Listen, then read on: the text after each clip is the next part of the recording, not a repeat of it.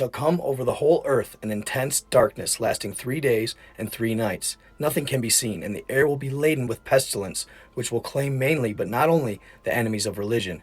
It will be impossible to use any man-made light during this darkness, except blessed candles. He who out of curiosity opens his window to look out or leaves his home will fall on the spot. During these 3 days, people should remain in their homes, pray the rosary, and beg God for mercy.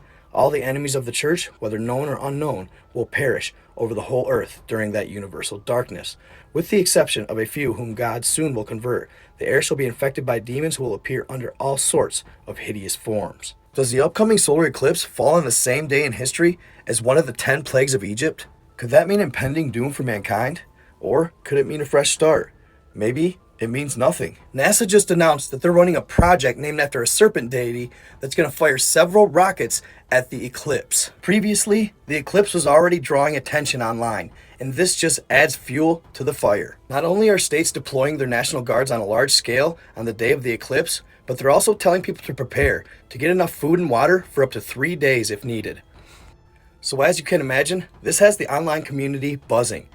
Now, throughout history, eclipses have been followed up by natural disasters, a lot of times earthquakes.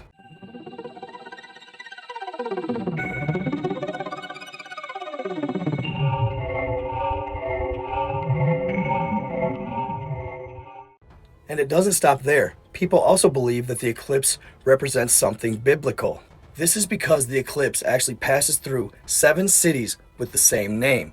The original post on Twitter had 8, but it's actually 7, which is significant in the Bible. The name of the cities that it'll pass through is Nineveh.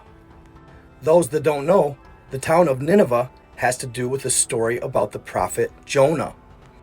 A wicked generation seeketh after a sign, but will receive none but that of the prophet Jonah. The story goes that Nineveh, the great Assyrian city, had been taken over by wickedness. So God asked the prophet Jonah if he'd go to Nineveh and warn them of the judgment that was to come. They had 40 days to repent, or their city would be destroyed. But instead of heeding God's command, Jonah, who hated the Ninevites, told God, "Go ahead. I'd love to see you rain down fire and brimstone upon Nineveh." After denying God's request, Jonah proceeded to run. He found a ship with sailors and began sailing in the opposite direction. This angered God, so he placed a storm in Jonah's path, and they sailed right into it. They were about to lose the ship when Jonah did the noble thing and jumped overboard in order to save the sailors' lives. Upon entering the sea, Jonah was then swallowed up by a massive whale, and he spent 3 days and 3 nights inside the whale's belly. It was at this time that he realized the error of his ways, and he repented. This gained favor with God, and God had the whale spit him out near Nineveh. He then traveled 3 days into the heart of the massive city and proclaimed to the people that in 40 days Nineveh will be overthrown by God. And this is where some biblical scholars believe that the eclipse takes place. They theorize that an eclipse took place when Jonah gave the word to the Ninevites, and this made them believe him even more. The Ninevites would then fast for 40 days, praying and asking for God's forgiveness, and God would end up forgiving them and let the city live on. Now, I don't know about you, but I see the metaphor. Has wickedness taken over the United States? Has wickedness gained rule or gained authority? Is it mostly wicked as a whole? And do we need to ask God's forgiveness or do some soul searching and realize the wickedness taking over this country? Many believe this is the message behind the eclipse.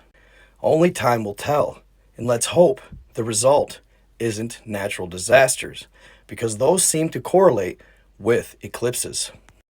For example, in September of 1811, an eclipse took a certain path through the United States. And a couple months later, in December, the New Madrid fault was aggravated, and earthquakes ravaged the area.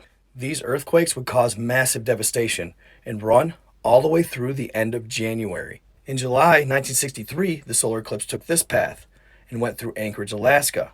In March of 1964, earthquakes ravaged Anchorage. Now, as you can see behind me, the same eclipse, which took place 7 years earlier, in August of 2017, and the 2024 eclipse that takes place this April in a few days, cross paths and X marks the spot perfectly on the Madrid fault. So many believe this is why they're warning us to be prepared and have at least 3 days worth of food and water ready. And what's significant about the 2017 eclipse? It also went through 7 cities of the same name, Salem, which is short for Jerusalem. Many believed that this prophesies that the next 7 years was going to be rough. And looking back, we had COVID, now we have the war in Israel and the war in Ukraine. Maybe they were right. And then last, but most certainly not least, NASA's experiment. So you have all of this surrounding the eclipse, the biblical implications, the National Guard, the natural disasters, and then NASA announces they're going to run a project based on a serpent deity during the eclipse as well. Space Agency's project, Atmospheric Perturbations Around the Eclipse Path, will investigate how the drop in sunlight and temperature affects Earth's upper atmosphere. Apep is named after the serpent deity from ancient Egyptian mythology, nemesis of the sun deity Ra, according to NASA. Now, I don't know about you, but Apep, a serpent deity, the nemesis of the sun god Ra.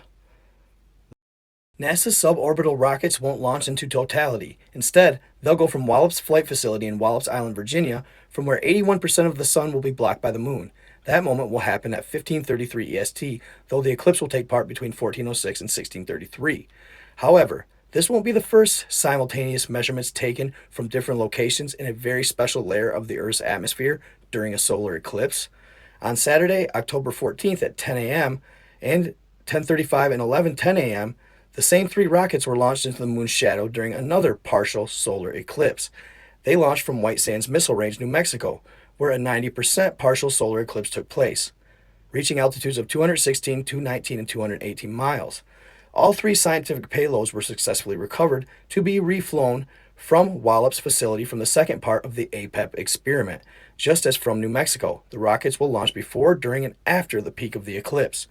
Each rocket will eject 4 secondary instruments the size of a 2-liter soda bottle that also measures the same data points. So it seems the results from 15 rockets while only launching 3. This, according to a professor of engineering physics at Embry-Riddle Aeronautical University in Florida, where he directs the Space and Atmospheric Instrumentation Lab. When asking ChatGPT about this, it said the significance of APEP lies in its potential to improve our understanding of ionospheric irregularities induced by eclipses, which can affect communication and navigation systems. The project's findings may lead to better models for predicting these effects, contributing to our overall knowledge of space weather and its impact on modern technology. It also said that it continues from the project in 2023. Now, I had no idea about the project in 2023. Why is it so much more public this time around? You tell me. Now, it's interesting to me that they called this project APEP. It's Egyptian mythology's serpent deity, because some claim that this eclipse is actually taking place on the same day in history as the 9th plague of Egypt took place, 3 days of darkness. Shall come over the whole earth an intense darkness lasting 3 days and 3 nights. Nothing can be seen, and the air will be laden with pestilence, which will claim mainly, but not only, the enemies of religion. It will be impossible to use any man-made light during this darkness, except blessed candles. He who out of curiosity opens his window to look out, or leaves his home, will fall on the spot. During these 3 days, people should remain in their homes, pray the rosary, and beg God for mercy. All the enemies of the church, whether known or unknown, will perish over the whole earth during that universal darkness, with the exception of a few whom God soon will convert. The air shall be infected by demons who will appear under all sorts of hideous forms. Spooky stuff. Now, did this take place, or is this going to happen? I'm not saying that at all, but it does make you think and does make you wonder, especially when they're telling us to prepare and have at least 3 days worth of food and rations. Why 3 days? Intriguing to say the least. This eclipse has garnered more attention than probably any eclipse in history. Why? You tell me. But it's causing a buzz all over the internet and all over the world, at least, and all over the United States at this time. We can only wait and see what's to come. But you might want to do some self-reflecting and soul-searching to know whether or not you're on the right side of God. Stay in the love, stay in the light, be kind to others. I hope you enjoyed. I am out.